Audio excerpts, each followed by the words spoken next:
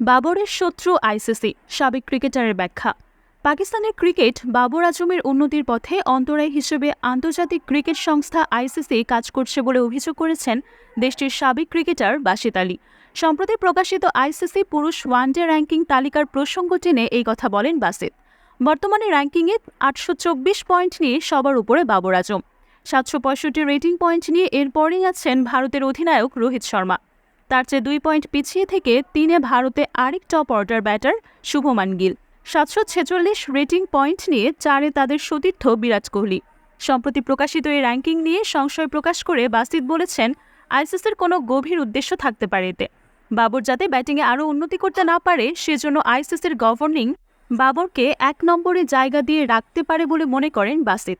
গিলের ranking নিয়েও সমালোচনা ঝরেছে বাসিতের কণ্ঠে। পাকিস্তানের সাবেক ক্রিকেটার বলেন, যখন আমি আইসিসি র্যাঙ্কিং দেখলাম, বাবর আজম ছিল শীর্ষে, 2 নম্বরে রোহিত শর্মা, 3-এ শুভমান গিল এবং তারপর ছিল বিরাট কোহলি।